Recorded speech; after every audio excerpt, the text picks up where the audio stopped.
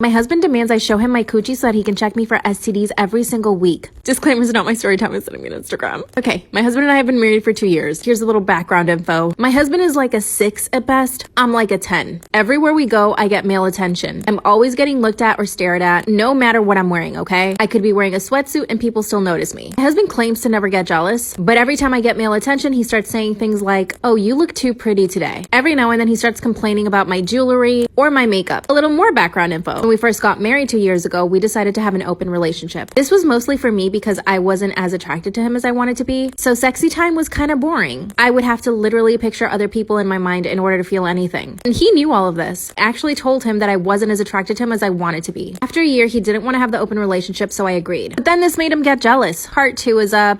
My husband demands I show him my coochie so that he can check me for STDs every single week. Disclaimer is not my story time, sending me on Instagram. After he told me that he didn't want the open relationship anymore, I agreed. But then this made him become extremely jealous and toxic. Every single Saturday, I had brunch with my friends, my girlfriends. This meant no men allowed. After we stopped the open relationship, he started asking me if he could come with me to brunch. And of course, I'd be like, no. Then he started insisting on going everywhere with me. He became more controlling about the way that I dressed. Even if I wore a little bit too much perfume, he would start saying things like, girl, you're trying to get attention. You need to stop trying so hard. This obviously became a huge problem for us. And this was like 2 weeks after we stopped the open relationship. When I confronted him about it, he told me that he didn't trust me, that I was too good looking, and that men were still trying to get with me. I told him that as long as he wasn't comfortable with the open relationship, that I would never want to do that again. Then he started asking me if I thought about other men. The worst part is he started checking all the messages I sent the guys that I was hooking up with when we were having an open relationship with. This made him even more insecure because these guys were really good looking and my husband just isn't. Part 3 is up. My husband demands I show him my coochie so that he can check me for STDs. Disclaimer is not my story time, it was sending me on Instagram. His insecurity kept growing day by day. One day I come home from hanging out with my girlfriends and he says, pull your panties down.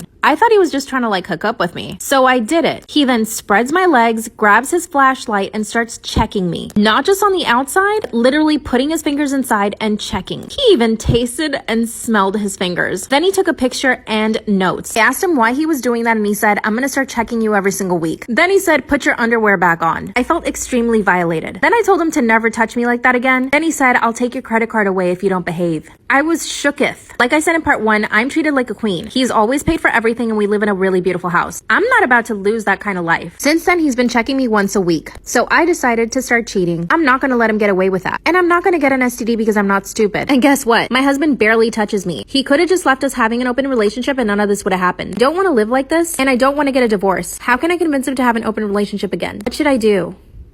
Story time about when I was sexually assaulted at the strip club that I was working at by a known DRUG person. A long time ago, I was working at a strip club as a cocktail waitress, and this was a job that I actually really liked. I was surrounded by queens. Like, the dancers were amazing, the other cocktail waitresses were amazing. I was trusting of everyone that went there, including all the men that went there. I had really good guys that would come in and like give me a lot of tips, and basically I would just talk to them and give them my companionship. Other cocktail waitresses had this very special client who would only come to see her and a couple of the dancers.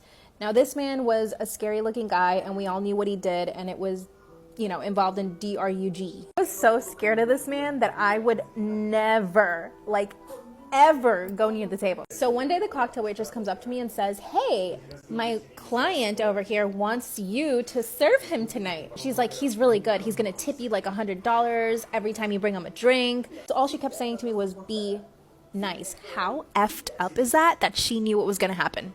As soon as he sees me, he grabs my hand and sits me down next to him and says, I want you to bring me 2 Cokes and then whatever his chicken order was, I don't know. I grab the drinks and the chicken and I come back. And then again, he sits me down right next to him. This man pulls out $400 and stuffs it into my bra. This is where I'm like, okay, Esther, just be nice. Don't get upset, you know, chill out. It's $400. At the time, I was engaged to this guy. I'm not even gonna say his name. He knows who he is. We'd been engaged for maybe 4 months at that time, or maybe even less. And my fiance at the time barely had a job. Like, he worked at AMC and made $8 an hour, and I would ask him consistently, like constantly all the time, like, can you please get a better job? Like, or at least get a second job. You guys, I had 3 jobs at the time, and I was literally paying for everything. I grabbed the $400 and I think I'm gonna walk away. Once again, he stops me from leaving the table and then he grabs my coochie. Like, with this whole hand, he grabbed it. Then he tried to put a finger in. I pushed him, and he grabbed my face like this and shoved his tongue down my throat, like all the way down. Like I could feel his tongue back here too. It was disgusting. By the way, there are people literally in the tables next to us watching what's happening and no one's doing a thing. Sorry, go to part 2. Story time about how I was sexually assaulted at the strip club that I was working at by a well-known DRUG person. At this point, he's got his tongue down my throat and he's like extremely aggressive, grabbing me super hard by the shoulders and the face, and I can't get away. I actually physically cannot get away from this man. And he grabs my butt, he grabs every single part of me, okay? Just gives me the disgusting. I finally get him to let go of me and I run away. Like, what else is there left for me to do? I literally run. I run to a bodyguard who's one of my, I would have considered him one of my friends at the club. I start telling this guy everything. It just happened. I think he even might have seen something. And he's like, okay, just go to the back and try to relax. He's like, don't make a scene. I go to the back, and the first person I see is the waitress who told me to go serve him. And I say to her, I can't believe you let me go serve him without telling me what he was planning on doing. Then I started crying because I was extremely angry, and I said to her, because he lets you do that, he thinks he can do that to all of us. You should have told me what I was getting myself into. Then she looks at me and she's like, what are you talking about? What happened? What did he do? Tell me. Like, she's trying to get me to spill tea. Like something funny just happened. She's like, oh my God, tell me. This is the saddest part of the whole story. The manager comes over to me and says, there's nothing we can do about it. He's really powerful. We can't do anything. My grandma's soap opera is in the back, and I'm holding back tears because she's sitting right there. I'm trying to film as much as I can in her room just to spend time with her. But it's the most dramatic Turkish soap opera ever. So they tell me they can't do anything about it. Call out every single day after that. I don't go back for like a week and a half. And the night that I get home and I tell my fiance at the time what happened, he looks at me and he's like, oh, I'm so sorry. He gave me a hug. By the way, my fiance at the time was a model and he had been sexually harassed, so I thought he would understand. Following day, when it's time for me to get ready to go to work, he's like, what are you doing? Because I'm laying on the couch, literally laying on the couch crying. And I say, I'm not going to go back. And he's like, what do you mean you're not going to go back? Why? Because he's more concerned that I'm not going to have the money to pay for that month's rent or his bills or his student loans, because I was paying his student fucking loans. He looks at me and he says, you need to get over it. I cried for days. When I did go back to the strip club, I thought that I'd be able to stay there, but I realized none of the girls had anything to say to me. I started asking them, like, have you experienced something like this with him? They all kept saying no, and they all kept denying it. That's when I started feeling like they were no longer including me in anything because I was like the black sheep. I finally did go back to the strip club. I broke up with my fiance 2 days after that. And 2 days after that, I met my crazy ex, who I started seeing right after that.